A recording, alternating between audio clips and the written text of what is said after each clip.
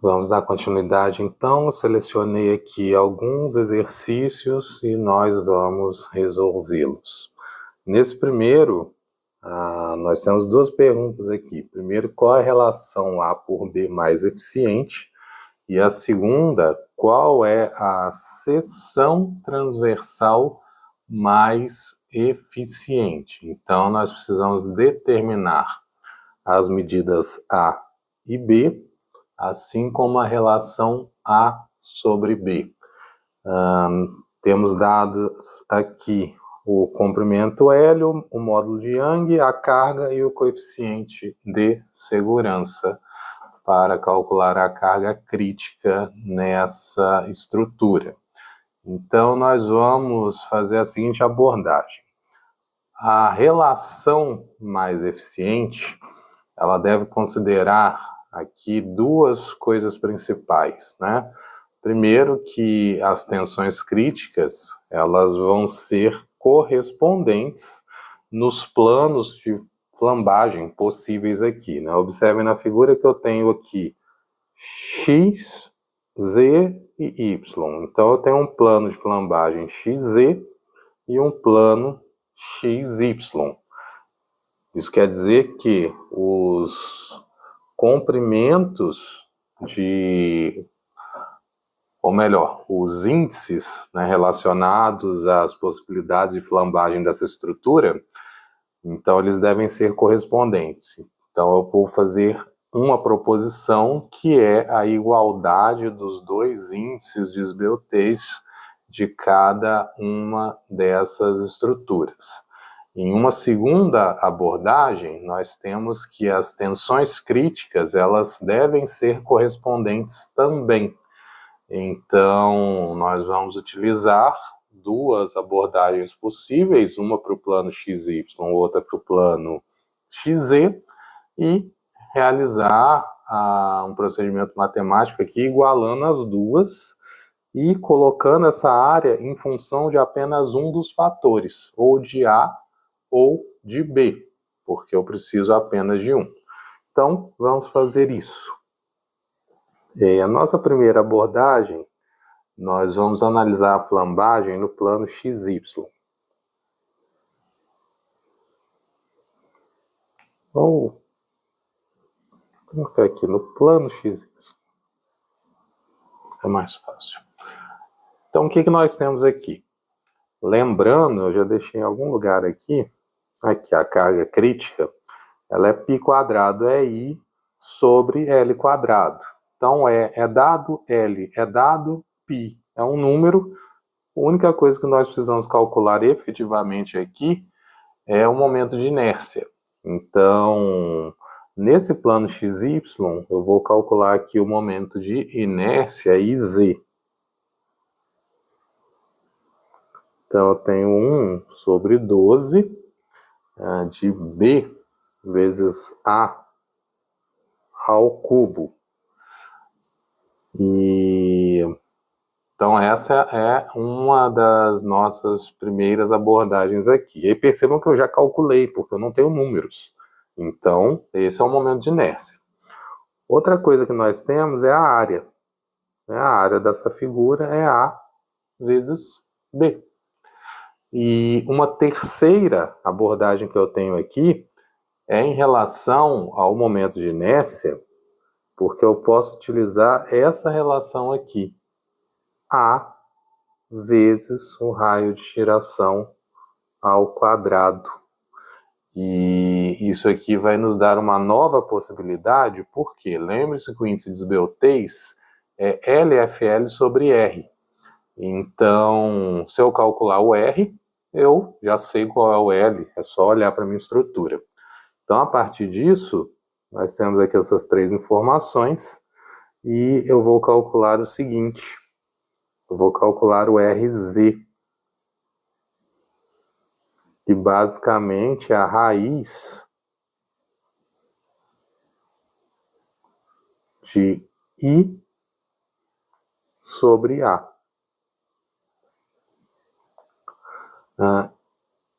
Essa relação I sobre A, nós temos aqui que I é 1 sobre 12 da base vezes a altura ao cubo, e A é A vezes B. Então, daqui eu tenho que B e A, e como isso aqui está elevado a meio, então eu tenho A dividido pela raiz de 12. Ok, tem então a primeira informação. Na segunda, nós devemos analisar qual é o LFL desse plano. Então, no plano XY, observem que eu tenho uma estrutura que está engastada e apoiada, ela não pode girar aqui. Então, eu tenho aqui engaste, articulação, engaste, apoio, né, qualquer coisa nesse sentido. Então, LFL é 0,7 L, né, lembrando da imagem logo aqui em cima. Engaste apoio, 0,7 L. Ok. Com isso, então, nós temos o índice de esbeltez daqui.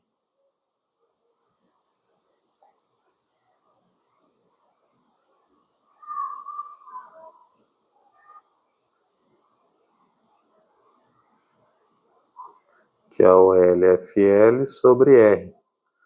E ele vai ser 0,7 L dividido por A sobre raiz de 12.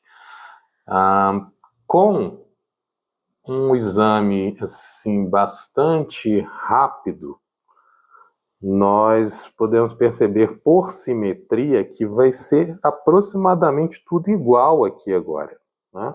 A diferença é que agora eu vou avaliar o plano XZ, né, que é esse plano aqui. Então, o que eu vejo? Que agora tem uma estrutura engastada e livre. Então, a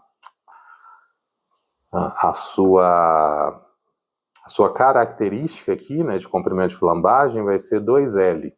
No mais, eu tenho todas essas estruturas que eu determinei aqui antes, né, com uma diferença. O meu I,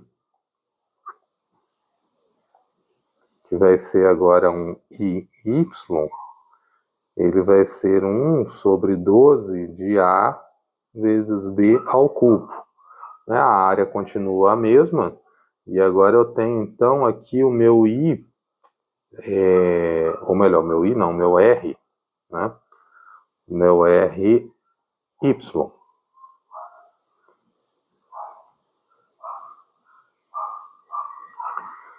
E o que vai mudar? Que agora eu tenho A vezes B ao cubo. Mas de qualquer modo, essa relação segue praticamente igual, sobrando B no lugar de A, que foi o que nós achamos anteriormente. Então, como eu disse, simétrico. Agora, o que nós vamos fazer? A mesma determinação daqui, né? Qual é o meu comprimento de flambagem? Agora eu tenho aqui engaste barra livre. E com isso, nessa estrutura eu tenho 2L. Agora eu posso então determinar aqui de novo o índice de esbeltez relacionado, né? O que vai mudar? Aqui não vai ser 0,7 e aqui não vai ser A. Então eu tenho 2L e B. Ok. Determinando essas estruturas aqui, nós vamos fazer a seguinte relação. Na pergunta A, a relação A por B mais eficiente. Então, eu vou escrever para que vocês tenham isso. Para ter essa eficiência, né, as tensões devem ser correspondentes. Então, eficiência com tensão crítica, vou abreviar assim,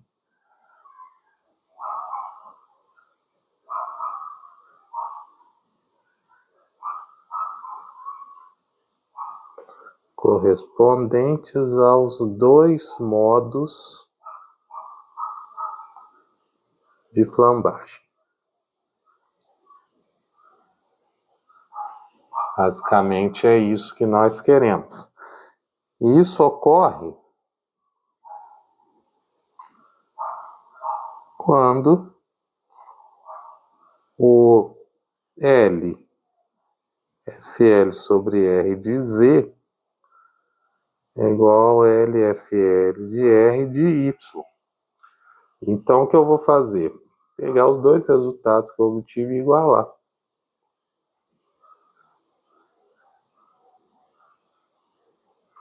Aqui eu tenho o primeiro. Aqui eu tenho o segundo. E igualando esses dois resultados, raiz de 12 vai com raiz de 12, L com L, e o que sobra daqui, basicamente é 0,7 sobre A e 2 sobre B. Então, assim, eu tenho que a relação A sobre B é igual a 0,35, que é 0,7 dividido por 2. Então, esse aqui é o nosso primeiro resultado. Então, A sobre B é igual a 0,35 ou 0,7 sobre 2. Percebam o seguinte, eu vou até puxar aqui um pouquinho. Vamos ver se tem espaço. Tem.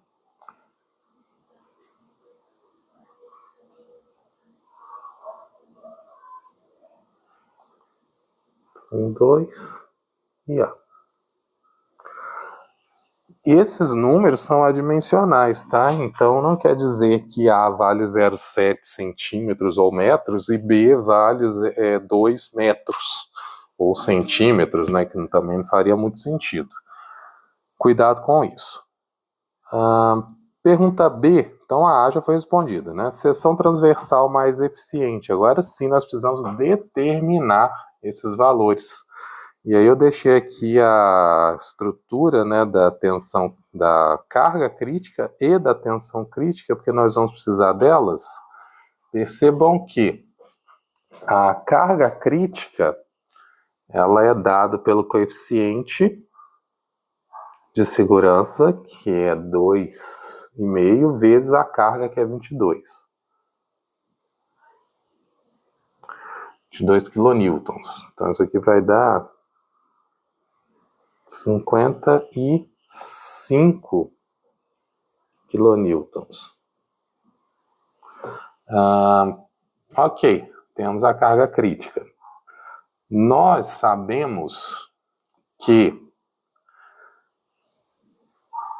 essa estrutura aqui precisa ser igual a 55 quilonewtons. Uma coisa. O L, nós também não temos. Não, o L nós temos. Então, nós já temos uma informação. O EI também. Ok. E a gente pode calcular a tensão crítica, né? Só que observem que se A sobre B é 0,35, então nós temos aqui que A é igual a 0,35B. Porque a tensão crítica, ela vai ter o seguinte formato. A carga crítica dividida pela área. A carga crítica eu já sei, que é 55. Mas a área, observem que eu vou ter A vezes B.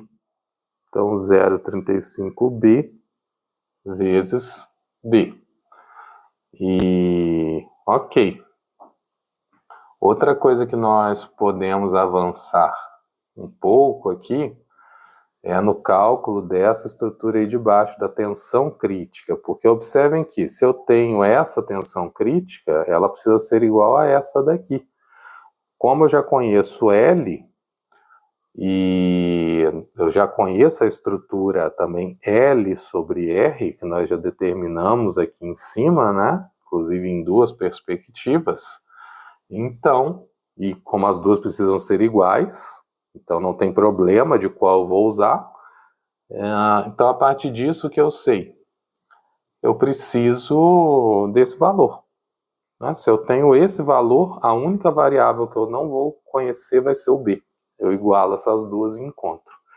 Então, por isso, nesse ponto, nós vamos determinar quem é LFL sobre R, que na verdade já foi determinado ali em cima, né?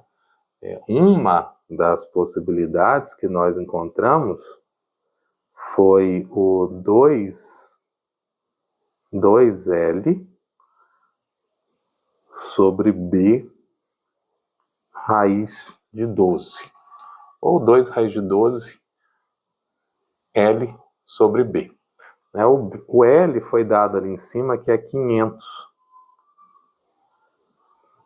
Então, nós temos aqui o seguinte, 2 raiz de 12 vezes 500 dividido por B. Isso vai dar 3.464,1. Vamos deixar assim, sobre B. Ok, com essa estrutura eu vou substituir isso aqui embaixo. Então, o que eu vou fazer? Pegar, na verdade, esse aqui, né? Igualar essas duas estruturas aqui. É isso que nós vamos fazer.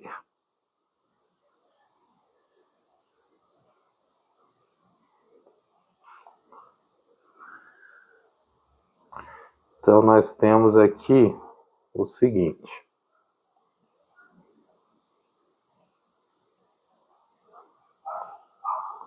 E 70 gigapascal.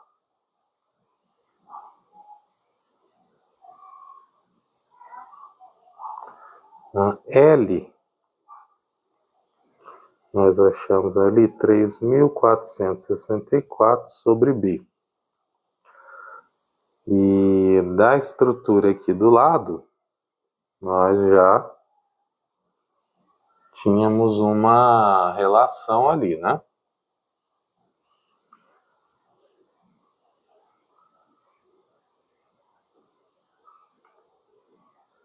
Então, temos isso. Tirar esse quilonewton e expressar como 10 elevado a 3. Ok. Fazendo todas essas contas aí, nós vamos observar o seguinte, esse B sobe como B quadrado, e esse B quadrado aqui vai multiplicar, eu vou ter um B à quarta, né? E aí nós vamos fazer a manipulação desses números. Observem que eu tenho aqui Newton por metro quadrado nessa estrutura aqui, né? Porque eu abri o gigapascal em pascal. Então, Newton sobre metro quadrado. Aqui eu tenho Newton, ok? E aqui a minha estrutura está em milímetro quadrado. Então, a gente precisa tomar um cuidado aqui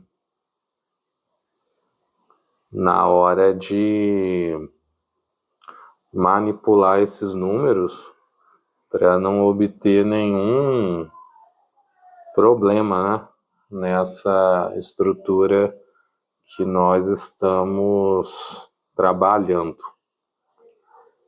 Ok. Feito esses ajustes, eu vou pular uma etapa aqui e eu já vou direto para o resultado.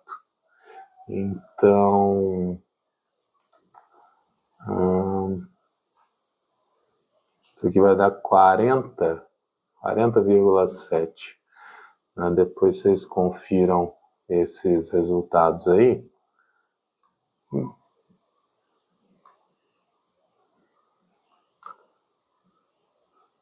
Isso, 40,7.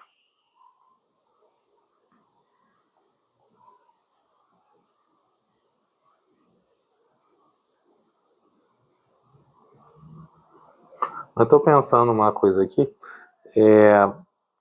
Na verdade, no lugar de abrir em gigapascal, é ideal a gente abrir em mega.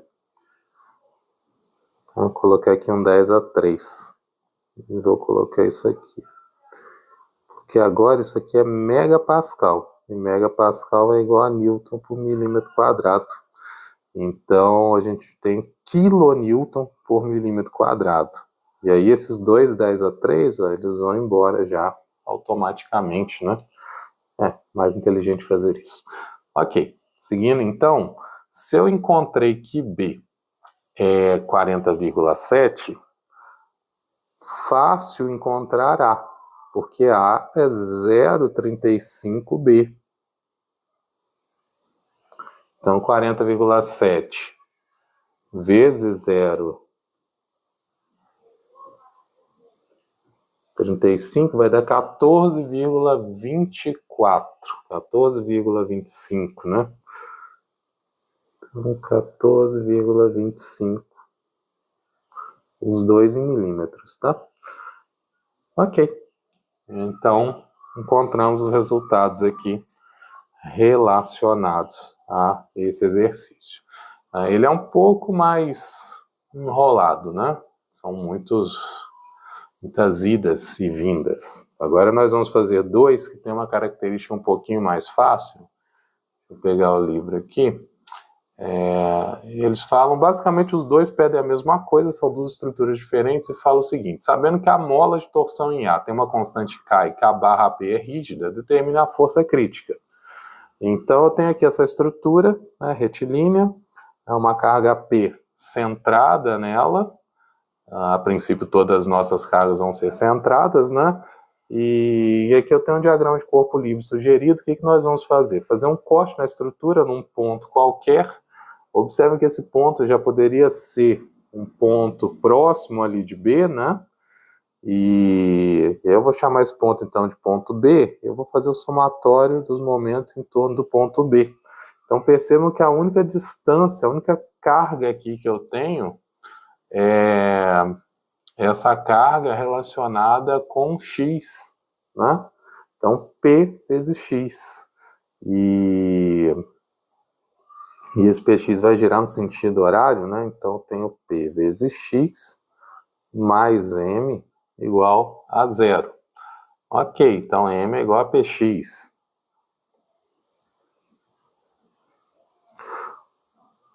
Só que esse x, que nós não sabemos qual é, observem que eu tenho aqui um triângulo, né?